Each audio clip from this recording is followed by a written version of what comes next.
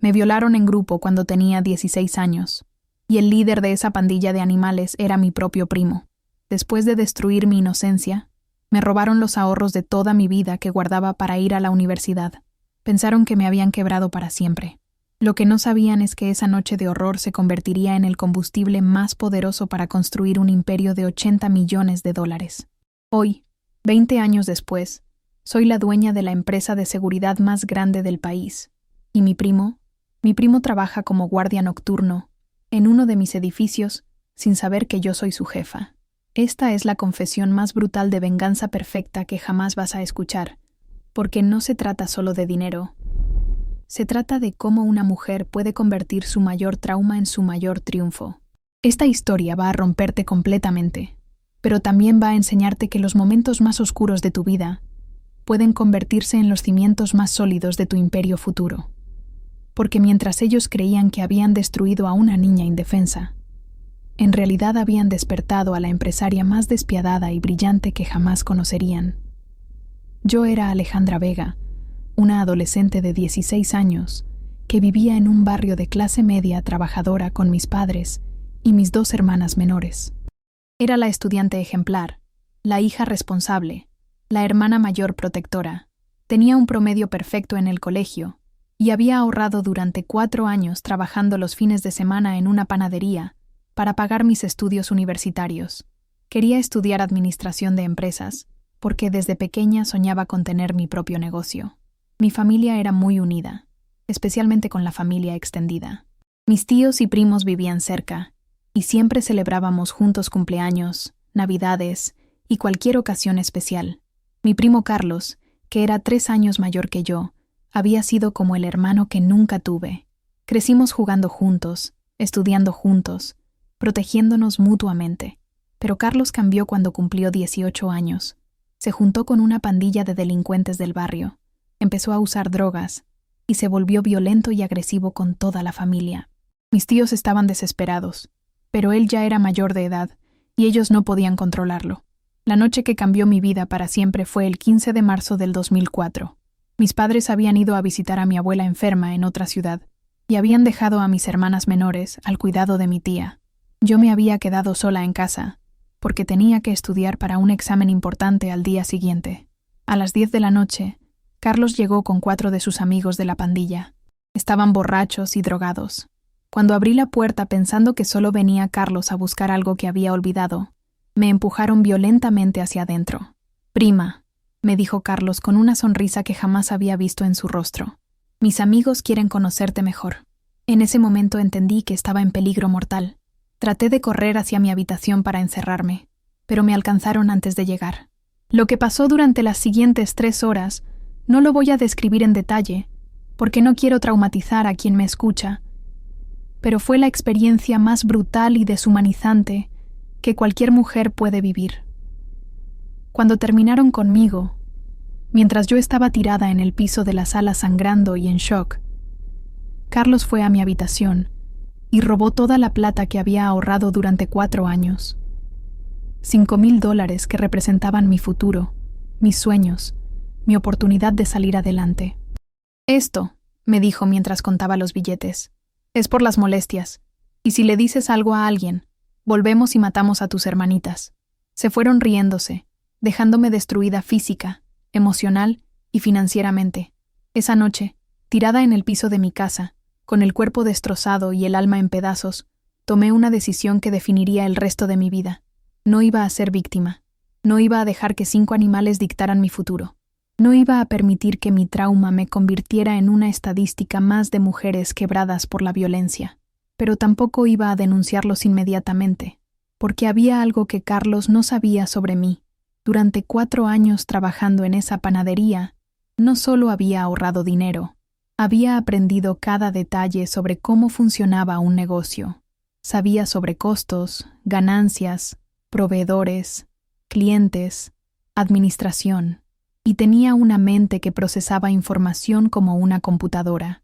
Al día siguiente, en lugar de ir al hospital o a la policía, fui a la biblioteca y pasé 12 horas investigando todo lo que pude sobre empresas de seguridad. Si había algo que había aprendido esa noche horrible, era que la seguridad era lo más valioso que una persona podía tener. Durante las siguientes 2 semanas, mientras mis padres creían que estaba enferma de gripe, yo estaba elaborando el plan más detallado de venganza y reconstrucción que una mente de 16 años podía concebir. Primero, necesitaba dinero inicial para empezar. Como Carlos me había robado mis ahorros, tuve que ser creativa. Vendí todo lo que tenía de valor: mi computadora, mi ropa buena, mis joyas, incluso mis libros de texto. Reuní $1,200. Segundo, necesitaba información sobre el mercado de seguridad. Pasaba todas las tardes en la biblioteca estudiando estadísticas de criminalidad, precios de sistemas de seguridad, empresas existentes en la ciudad. Descubrí que había un nicho completamente desatendido: seguridad residencial para familias de clase media. Tercero, y más importante, comencé a documentar sistemáticamente todas las actividades ilegales de Carlos y su pandilla. Los seguía, tomaba fotos, grababa conversaciones, registraba horarios, no para denunciarlos inmediatamente, sino para tener un archivo completo que usaría en el momento perfecto. A los 17 años, usando documentos falsificados que conseguí en el mercado negro, registré mi primera empresa, Protección Familiar Vega. Era una empresa unipersonal que ofrecía consultoría en seguridad doméstica para familias de barrios de clase media. Mi primer cliente fue la señora García, una vecina que había sido víctima de un robo domiciliario. Le cobré $50 por evaluar la seguridad de su casa y recomendarle mejoras básicas. Esas mejoras las implementé yo misma: cerraduras reforzadas, sistemas de alarma caseros, sensores de movimiento básicos. Cuando los ladrones intentaron entrar otra vez a la casa de la señora García y fueron ahuyentados por mi sistema de seguridad improvisado, ella me recomendó con todas sus amigas. En 6 meses tenía 20 clientes regulares, pero el verdadero punto de inflexión llegó cuando cumplí 18 años y pude operar legalmente. Usé todas las ganancias de mi primer año para comprar equipos de seguridad más sofisticados y contratar a mi primer empleado, un ex policía jubilado que se convirtió en mi mentor y mi figura paterna sustituta. Durante este tiempo, Carlos siguió siendo el delincuente de siempre. Robaba, vendía drogas, aterrorizaba el barrio. Pero yo lo seguía documentando todo, esperando el momento perfecto para usar esa información. El momento llegó cuando cumplí 20 años y mi empresa ya tenía 50 empleados y contratos con empresas medianas. Una noche, Carlos y su pandilla intentaron robar una de las casas que yo protegía. Mi sistema de seguridad no solo frustró el robo, captó en video HD toda la operación criminal. Al día siguiente, entregué personalmente a la policía un archivo de 50 páginas con fotos, videos, grabaciones de audio y documentación completa de 4 años de actividades criminales de Carlos y su pandilla. No solo los robos, también el tráfico de drogas, la extorsión y, por supuesto, mi violación grupal. Carlos fue condenado a 15 años de cárcel. Sus cómplices recibieron entre 8 y 12 años cada uno. Y yo finalmente pude dormir en paz, sabiendo que habían pagado por lo que me hicieron. Pero la justicia legal fue solo el comienzo de mi venganza. La venganza real era lo que estaba construyendo mientras ellos pudrían en la cárcel. Un imperio empresarial que los convertiría en polvo insignificante en comparación con mi éxito. A los 25 años, Protección Familiar Vega se había convertido en Sistemas de Seguridad Vega, y ya manejábamos contratos con empresas grandes, edificios corporativos y centros comerciales. Tenía 200 empleados y oficinas en 3 ciudades. A los 30 años, había expandido el negocio a seguridad cibernética, investigación privada y consultoría corporativa. La empresa valía $20 millones, y yo era reconocida como una de las empresarias más jóvenes y exitosas del país.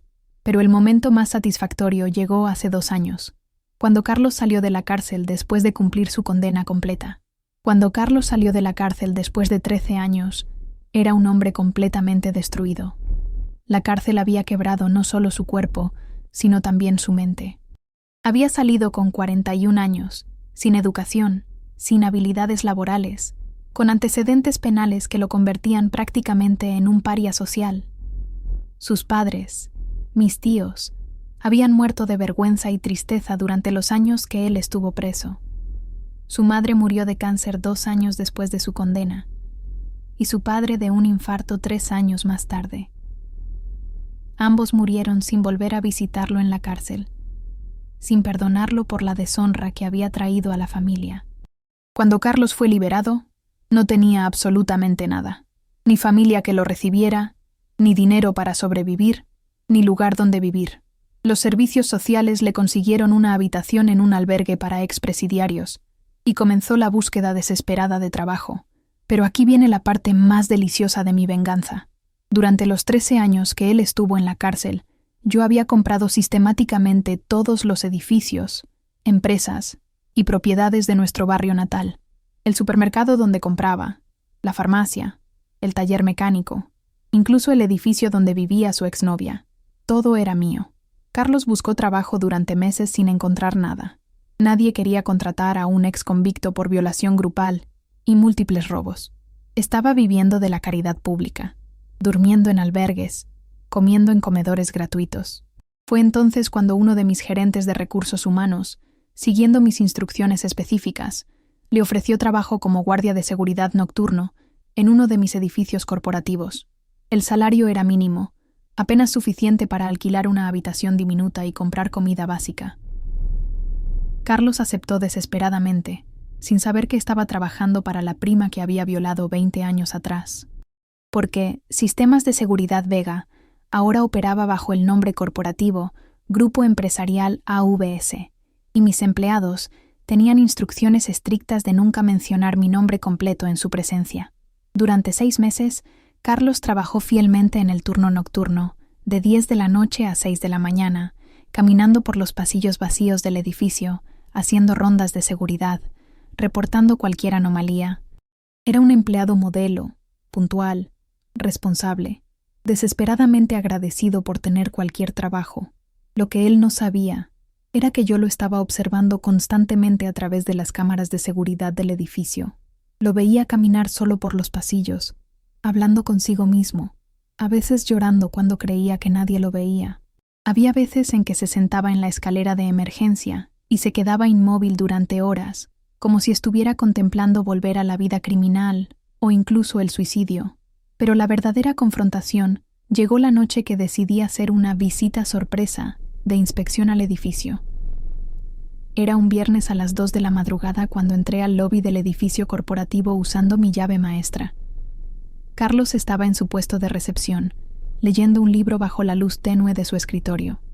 Cuando levantó la vista y me vio, su rostro pasó por todas las emociones humanas posibles en cuestión de segundos: confusión, reconocimiento, terror absoluto y finalmente una comprensión devastadora de lo que había estado sucediendo durante los últimos 6 meses. «Hola, primo», le dije con la voz más fría y calculada que jamás había usado. Carlos se levantó tan rápido que tiró la silla. Sus manos temblaban como hojas en el viento. «Alejandra, yo no sabía». «Por supuesto que no sabías», interrumpí mientras caminaba lentamente hacia su escritorio.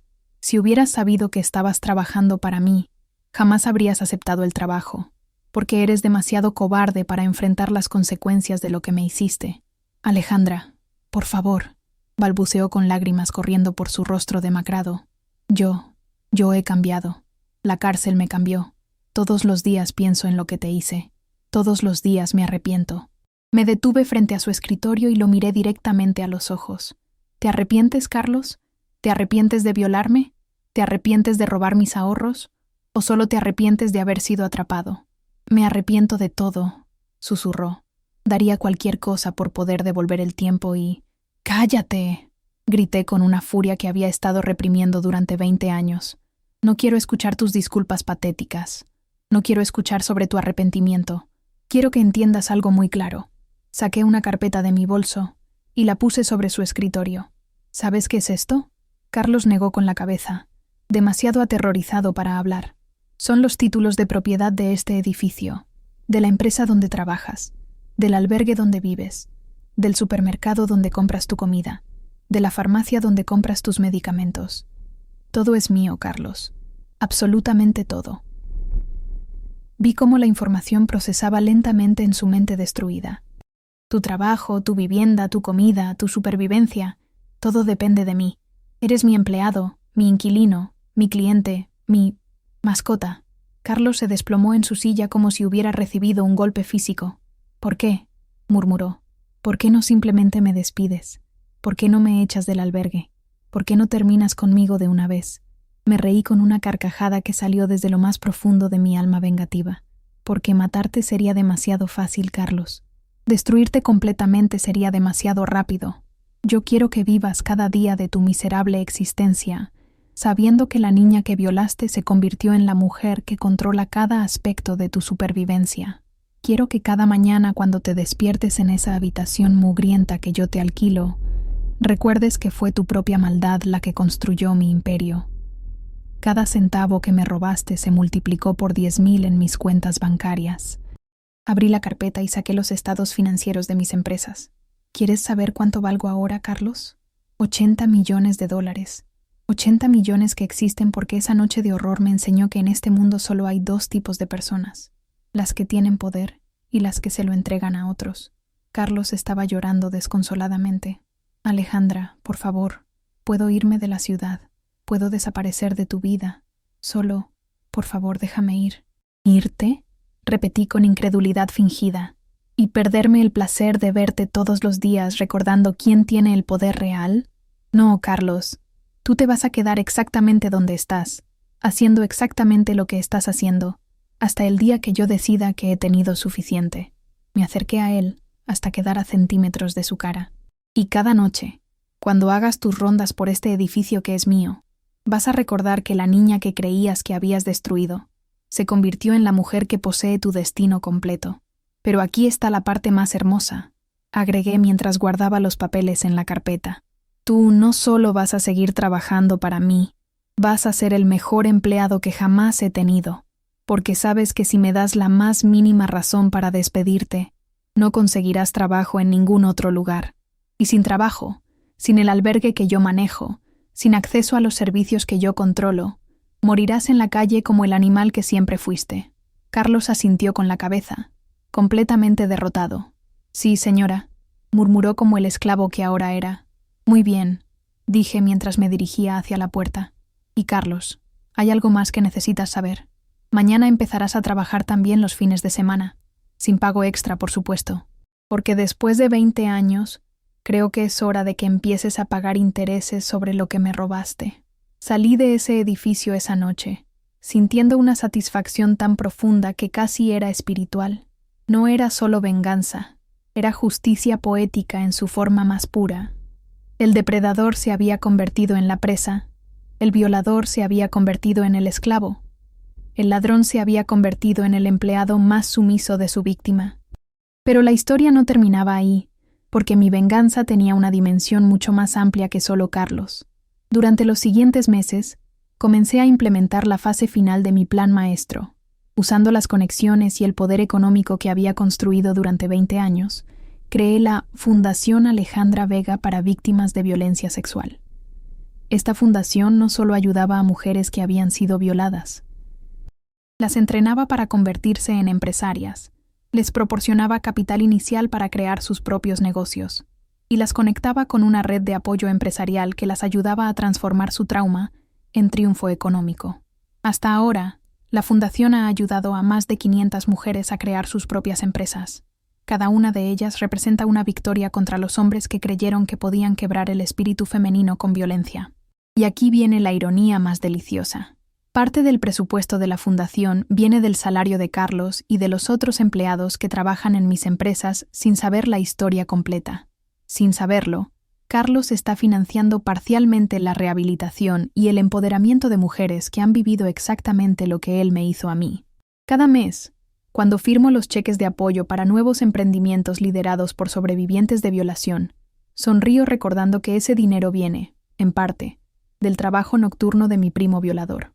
Hace 6 meses, una de las mujeres de mi fundación, una empresaria de 25 años que había sido violada por su jefe, abrió una empresa de tecnología que ahora vale $3 millones. Cuando me llamó para agradecerme por haberle cambiado la vida, le dije algo que resumía toda mi filosofía. «Hija, yo no te cambié la vida. Tú decidiste transformar tu dolor en poder. Yo solo te di las herramientas para hacer lo que siempre tuviste la capacidad de hacer, porque esa es la lección más profunda que aprendí en estos 20 años, Querido oyente, la violencia puede quebrar tu cuerpo, el trauma puede lastimar tu mente, pero solo tú puedes decidir si permites que esas experiencias definan tu destino o si las usas como combustible para crear algo extraordinario. Carlos creyó que me estaba destruyendo esa noche horrible de marzo. Lo que realmente hizo fue despertar a la empresaria más implacable y determinada que él jamás conocería. Me enseñó, sin saberlo, que en este mundo hay dos tipos de poder: el poder que toma por fuerza, que es temporal y destructivo, y el poder que construye con inteligencia, que es permanente y creativo. Hoy, mientras Carlos hace sus rondas nocturnas por mi edificio, ganando apenas lo suficiente para sobrevivir, yo manejo un imperio de $80 millones que sigue creciendo cada día. Mientras él vive en una habitación de 3 metros cuadrados, yo vivo en una mansión de 500 metros cuadrados con vista al mar. Pero más importante que la diferencia económica es la diferencia existencial. Él vive cada día recordando su pasado criminal y su presente miserable. Yo vivo cada día construyendo un futuro más grande y mejor para mí y para las mujeres que han sufrido lo que yo sufrí. La venganza más perfecta no es hacer que tus enemigos sufran. Es convertirte en alguien tan poderoso y exitoso que su existencia se vuelve completamente irrelevante para tu felicidad. Pero el momento que definió para siempre el verdadero significado de mi transformación llegó hace 3 meses, cuando recibí una llamada que jamás esperé. Era la hermana menor de Carlos, mi prima Sofía, quien había cortado todo contacto con la familia después del escándalo.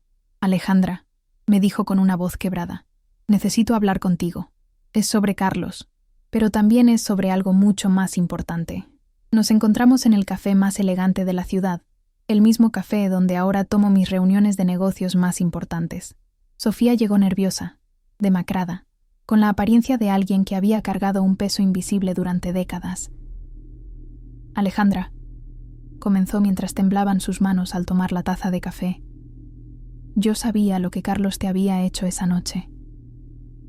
El mundo se detuvo. Durante 20 años había creído que nadie en la familia sabía la verdad completa sobre mi violación. ¿Qué? Susurré, sintiendo como si el aire se hubiera escapado de mis pulmones. Carlos me lo contó al día siguiente, confesó mientras las lágrimas corrían por su rostro. Llegó a casa borracho y drogado, riéndose, presumiendo de lo que había hecho contigo y con tu dinero. Yo tenía 14 años y no sabía qué hacer con esa información horrible. ¿Y nunca dijiste nada?, pregunté, sintiendo una mezcla de traición y comprensión. Era una niña aterrorizada, continuó Sofía. Carlos me amenazó con hacerme lo mismo si abría la boca. Y cuando tú desapareciste por 2 semanas y luego volviste actuando como si no hubiera pasado nada, pensé que tal vez yo había entendido mal, que tal vez había sido una pesadilla o una broma cruel de mi hermano borracho. Pero cuando Carlos fue arrestado años después y los detalles del caso salieron a la luz, entendí que todo había sido verdad. Y durante 13 años he vivido con la culpa de no haber tenido el valor de decir algo cuando tenía 14 años. En ese momento, algo fundamental cambió dentro de mí. Durante 20 años había alimentado mi venganza con la creencia de que toda mi familia me había abandonado, que nadie había entendido mi dolor, que había estado completamente sola. Sofía, le dije con una voz más suave de la que había usado en años, tú eras una niña. No era tu responsabilidad protegerme de tu hermano criminal. Pero hay algo más, continuó, secándose las lágrimas. Algo que descubrí hace poco, y que cambia todo lo que creíamos saber sobre esa noche. Sacó una grabadora antigua de su bolso. Encontré esto entre las cosas de mi padre cuando murió. Es una grabación de una conversación telefónica entre Carlos y uno de sus cómplices 3 días después de lo que te hicieron. Presionó play, y lo que escuché me heló la sangre y a la vez me liberó de una carga que ni siquiera sabía que estaba cargando. Era la voz de Carlos, más joven pero igual de cruel, hablando con uno de los animales que había participado en mi violación. Hermano, fue perfecto. La prima siempre se creía muy inteligente, muy superior a nosotros. Siempre presumía de sus notas, de su dinero ahorrado, de sus planes universitarios. Era hora de que aprendiera quién tiene el poder real en esta familia. Pero lo mejor no fue joderla, continuaba la grabación. Lo mejor fue ver cómo se quebró cuando le robé sus ahorros. Esos $5,000 van a servir para comprar más droga y armas, y ella nunca va a poder hacer nada para recuperarlos porque si habla, la matamos junto con sus hermanitas. La grabación continuaba con detalles sobre cómo habían planeado todo, cómo habían esperado el momento perfecto cuando mis padres no estuvieran, cómo habían calculado que yo sería demasiado cobarde para denunciarlos. Pero lo que más me impactó fue la última parte de la conversación. ¿Y si la pendeja se vuelve loca y nos denuncia?, preguntaba el cómplice. No va a denunciar nada, respondía Carlos con una confianza siniestra. La conozco desde niña. Es demasiado correcta, demasiado buena, demasiado débil. Probablemente se va a echar la culpa a sí misma y va a vivir con la vergüenza para siempre. Esa clase de mujeres nunca pelean, solo sufren en silencio. Cuando terminó la grabación, me quedé en silencio durante varios minutos procesando lo que acababa de escuchar. Durante 20 años había construido mi imperio, creyendo que necesitaba demostrarle al mundo que era fuerte, pero la verdad era que Carlos había violado no solo mi cuerpo, había violado mi imagen propia, mi confianza, mi fe en mi propia fortaleza. Sofía, le dije finalmente, ¿por qué me muestras esto ahora? Porque, respondió con una determinación que no había visto en sus ojos antes. Creo que es hora de que entiendas algo que tal vez nunca supiste. Tú ganaste. Completamente. Carlos no solo se equivocó sobre quién eras, se equivocó sobre quién te convertirías. Esa noche volví a mi mansión con una perspectiva completamente nueva sobre los últimos 20 años de mi vida.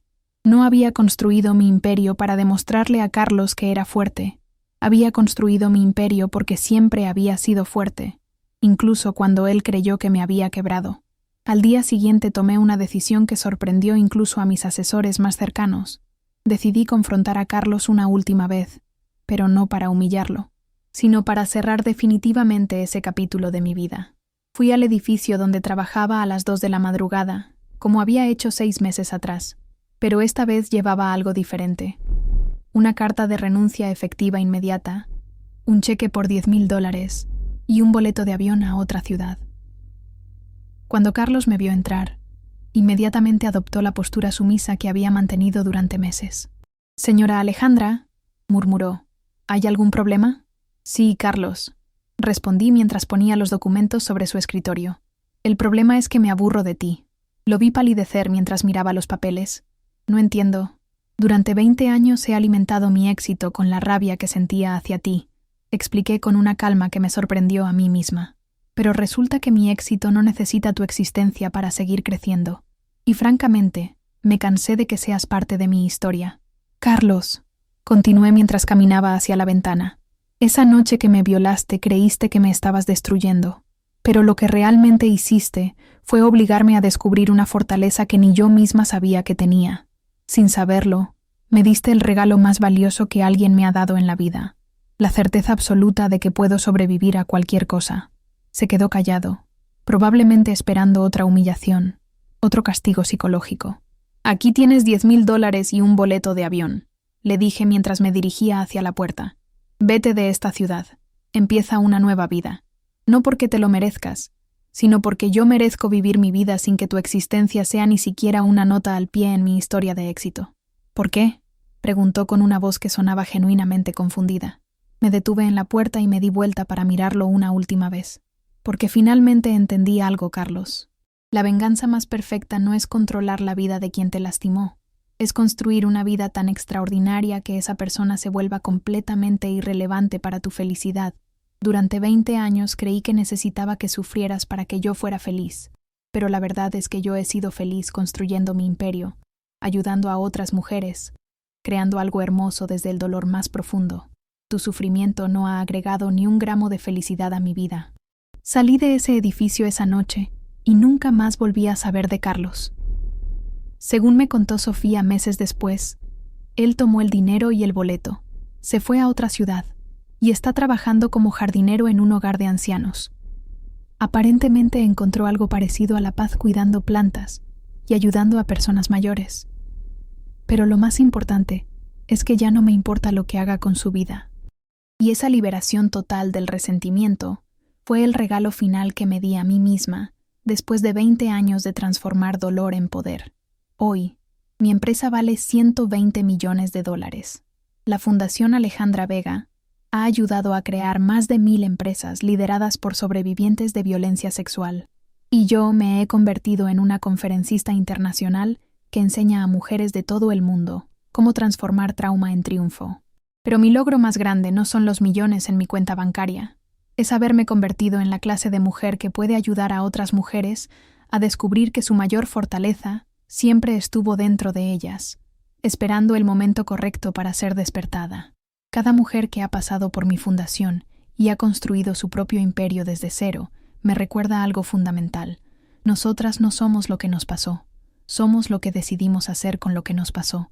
Y si yo, una niña de 16 años que fue violada, robada y amenazada, pude convertirme en una multimillonaria que controla un imperio empresarial, entonces cualquier mujer que me está escuchando puede escribir su propia historia de transformación, porque al final, querida alma que me escuchas, la violencia puede lastimar tu cuerpo, pero solo tú puedes decidir si lastime tu destino. El trauma puede quebrar tu pasado, pero solo tú puedes decidir si quiebre tu futuro. Y el dolor puede marcar tu historia, pero solo tú puedes decidir si define tu legado. Yo elegí convertir mi peor pesadilla en mi mayor triunfo. Elegí usar mi dolor como combustible para crear algo hermoso. Elegí transformar mi victimización en empoderamiento no solo para mí, sino para miles de mujeres que necesitaban ver que era posible. Y si yo pude hacerlo, tú también puedes.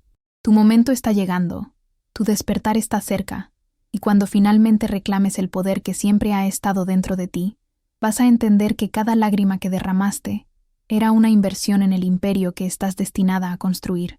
Ahora, antes de despedirme, necesito pedirte algo que significa todo para mí.